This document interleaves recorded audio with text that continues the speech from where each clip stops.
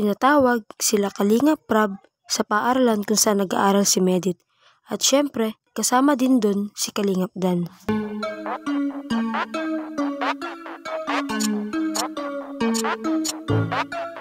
Suki Desu.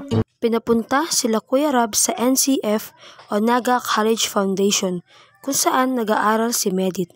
Pagpasok pa lang nila sa bungad ng paaralan ay manghang-mangha na si Kuya Rab dahil sa laki at ganda nito. At ito pa, nasa 7th floor pa ang opisina ng presidente ng paaralan.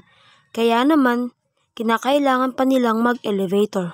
Sa pagkikita nila Kalingap Rab sa presidente ng school, ay nagpaalam muna ito kung pwede silang mag-vlog. At pumayag naman ang school president. Sa pag-uusap nila dito ay nabanggit nga nang mapanood daw ng anak nito ang video ni Medit, ay agad na pinatrace si Medit para matulungan na makapasok sa institusyon. Kaya naman, labis ang saya ni Kuya Rab at Medit nang marinig nila iyon mismo sa presidente. Pagkatapos nilang mag-usap, ay tinur pa sila Kalingap Rab sa buong campus. Grabe, ang laki rin ng campus.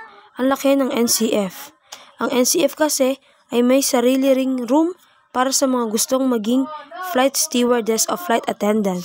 Ang kwarto nito ay nagmistulang totoong eroplano. Kompleto lahat at maa-amaze ka talaga dito.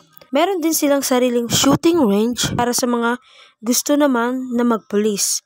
At meron din silang course na nursing. Meron din silang sariling kapihan na kung tawagin nila ay Tiger's Cafe. At sa mga gusto namang maging newscaster o news reporter, ay meron din dito. Sa lawak nga ng school ay mukhang nandito na lahat ng kurso. Ipinakita rin kay Kuya Rab ang kanilang swimming pool na kung saan ay ang lawak at ang laki nito. At dito nga ay nag-uusap sila Kalingap Dan at Med. Nagkwakwentuhan sila, nagpapalitan ng mga tanong sa isa't isa. At dito nga, sinulit na ni Kalingap Dan ang pagkakataon para bumanat. At natatawa na lang si Medit.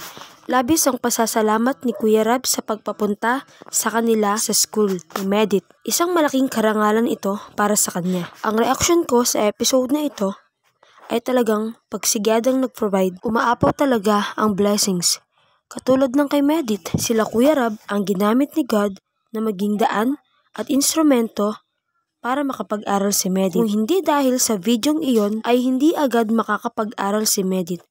Kaya naman, para kay Medit, isang malaki talagang blessing si Kuya Rab. At sa mga taong tumulong din kay Medit para makapasok kaagad sa institusyon, ay isa rin po kayo sa mga blessing na dumating sa buhay ni Medit. Maraming salamat po sa panonood at pakikinig.